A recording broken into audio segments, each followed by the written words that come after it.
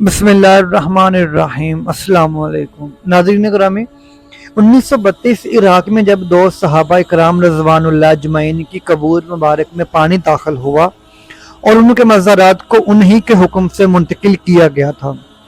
Iraq का बादशाह मलिक फैसल गहरी नींद में था। उसने ख्वाब में देखा कि कोई इससे कह रहा था, हम रसूलुल्लाह सल्लल्लाहु अलैहि वसल्लम के दो सहाबी दरिया दजला के किनारे दफन हैं। दरिया का रुख तब्दील हो रहा है, पानी हमारी तरफ बढ़ रहा है। हज़रत हुज़ैफा बिन यमान रज़ियल्लाहु ताला अन्हु की कब्र मुबारक में पानी आ चुका है, जबकि हज़रत जाबिर बिन अब्दुल्लाह रज़ियल्लाहु ताला अन्हु की कब्र भी नम होने लगी है। हमें यहाँ से निकालकर दरिया के किनारे से कुछ फासले पर दफन किया जाए। इराक के बादशाह ने ये अल्फाज ख्वाब में सुने, लेकिन इनकी तरफ की तवज्जो न दी।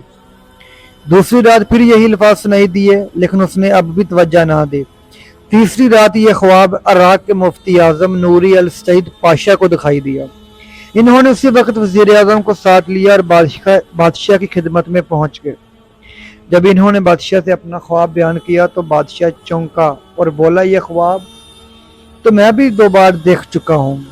अब इन्होंने मशवरा किया कि आखिर बादशाह ने मुफ्ती आजम से कहा, पहले आप कब्रों को खोलने का फतवा दें, तब मैं इस ख्वाब के मुताबिक अमल करूँगा। मुफ्ती आजम ने उसी वक्त कब्रों को खोलने और उसमें मुकद्दस अजसाम को निकालकर दूसरी जगह दफन करने का फतवा जारी कर दिया। अब यह फतवा और शाही फरमान अखबारात में शाये कर दिए गए और ऐलान किया गया कि ईद कुर्बान के दिन दोनों असहाब रसूल सल्लल्लाहु अलैहि वसल्लम की कब्रें खोली जाएंगी।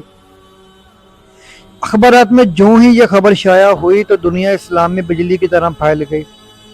अखबारात की दुनिया इस खबर को ले उड़ी और मज़े की बात यह है कि ये हज के दिन थे।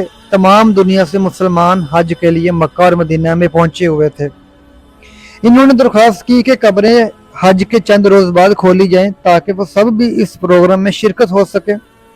इसी तरह हजाज, मिस्र, शाम, लुबनान, फ़लस्तीन, तुर्की, ईरान, बल्गारिया, रूस, हिंदुस्तान वगैरह मुल्कों से शाह इराक के नाम से बेशुमार तार पहुंचे कि हम भी इस मौके पर शिरकत करना चाहते हैं।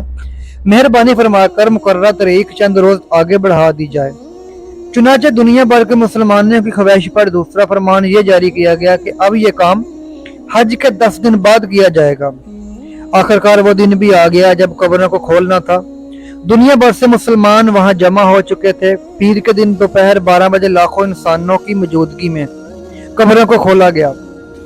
हज़रत हुज़ैफा बिन यमान रज़ियल्लाहु ताला अन्हु की कब्र में कुछ पानी आ चुका था, मगर जबकि हज़रत जाबिर बिन अब्दुल्लाह रज़ियल्लाहु ताला अन्हु की कब्र में नमी पैदा हो चुकी थी। अगर जो दरिया दजला वहां से 2 फरलांग दूर था। तमाम ममालिक के सफीरों, इराकी हुकूमत के तमाम अरकान और शाह फैसल की मौजूदगी में पहले हज़रत हुज़ैफा बिन यमान रज़ियल्लाहु ताला अन्हु की जिस्म मुबारक को क्रेन के जरिए जमीन से इस तरह ऊपर उठाया गया कि उनकी नाश क्रेन पर रखे गए स्ट्रेचर पर खुद ब खुद आ गई। अब क्रेन से स्ट्रेचर को लग करके शाह फैसल, मुफ्ती आजम, वजीर जमहूरिया तुर्की और शहजादा फरूक वली अहद मिस्र ने स्ट्रेचर को अपने कंधों पर उठाया और नहायत एहतराम के साथ एक शीशे के तबूत में रख दिया। फिर इसी तरह हज़रत जाबिर बिन अब्दुल्लाह रज़ियल्लाहु ताला अन्हु के जिस्म मुबारक को निकाला गया। दोनों इस्लाम के कफन बिल्कुल महफूज थे, यहाँ तक कि दाढ़ी मुबारक के बाल भी सही सलामत थे। अजसाम को देखकर कतन ये एहसास नहीं होता था कि वो 1300 साल पहले की हैं, बल्कि यूं गुमान गुजरता था इन्हें वफात पाए अभी मुश्किल से 2-3 घंटे हुए हैं। सबसे अजीब बात यह है कि दोनों की आंखें खुली हुई थी। इनमें इस कदर तेज चमक थी कि देखने वाले इन आंखों में आंखें डालकर देख न सके। बड़े बड़े डॉक्टर ये मंजर देखकर दंग रह गए। इन मुकद्दस अजसाम को मज़ार सैयदना सुलेमान फारसी रज़ियल्लाहु ताला अन्हु के पास मुंतकिल कर दिया गया। सच कहते हैं कि मोहम्मद के गुलामों का कफन मैला नहीं होता। सुभान अल्लाह।